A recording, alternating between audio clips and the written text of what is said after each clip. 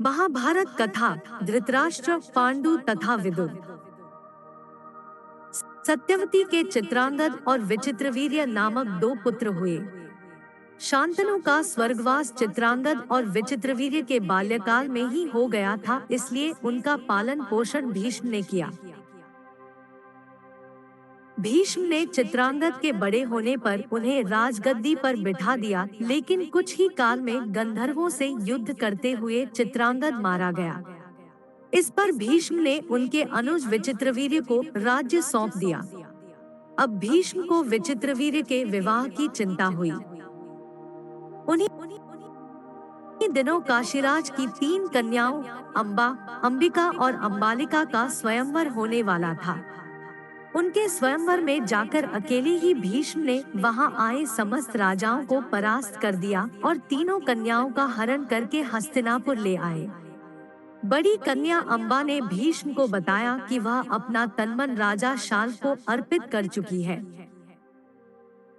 उसकी बात सुनकर भीष्म ने उसे राजा शाल के पास भिजवा दिया और अंबिका और अंबालिका का विवाह विचित्रवीर्य के साथ करवा दिया। राजा शाल ने अंबा को ग्रहण नहीं किया। आता वह हस्तिनापुर लौट कर आ गई और भीष्म से बोली, हे आर्य, आप मुझे हर कर लाए हैं, अतएव आप मुझसे विवाह करें। किंतु भीष्म ने अपनी प्रतिज्ञा के कारण उसके अनुरोध को स्वीकार नहीं किया। अंबा रुष्ट होकर परशुराम के पास गई और उनसे अपनी व्यथा सुनाकर सहायता मांगी। परशुराम ने अंबा से कहा, हे देवी, आप चिंता न करें, मैं आपका विवाह भीष्म के साथ करवाऊंगा। परशुराम ने भीष्म को बुलावा भेजा, किंतु भीष्म उनके पास नहीं गए। इस पर क्रोधित होकर परशुराम भीष्म के पास पहुँचे और दोनों वीरों में भयानक युद्ध छिड़ गया। दोनों ही अभूतपूर्व योद्धा थे, इसलिए हार जीत का फैसला नहीं हो सका। आखिर देवताओं ने हस्तक्षेप करके इस युद्ध को बंद करवा दिया। अंबा निराश होकर वन में तपस्या करने चली गई। विचित्रवीर्य अपनी दोनों रानियों के साथ भोग विलास में रत हो गए, किंतु दोनों ही रानियों से उनकी कोई संतान नहीं हुई और वे क्षय रोग से पीड़ित होकर मृत्यु को प्राप्त हो गए। अब कुल नाश होने के भय से माता सत्यवती ने एक दिन भीष्म से कहा, पुत्र, इस वंश को नष्ट होने से बचाने के लिए मेरी आज्ञा है कि तुम इन दोनों रानियों से पुत्र उत्पन्न करो।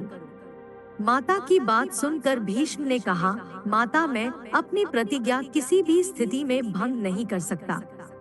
यह सुनकर माता सत्यवती को अत्यंत दुख हुआ। अचानक उन्हें अपने पुत्र वेदव्यास का स्मरण हो आया। स्मरण करते ही वेदव्यास वहां उपस्थित हो गए। सत्यवती उन्हें देखकर बोली, हे पुत्र, तुम्हारे सभी भाई निःसंतान ही स्वर्गवासी हो गए। आता मेरे वंश को नाश होने से बचाने के लिए मैं तुम्हें आज्ञा देती हूँ कि तुम उनकी पत्नियों से संतान उत्पन्न करो।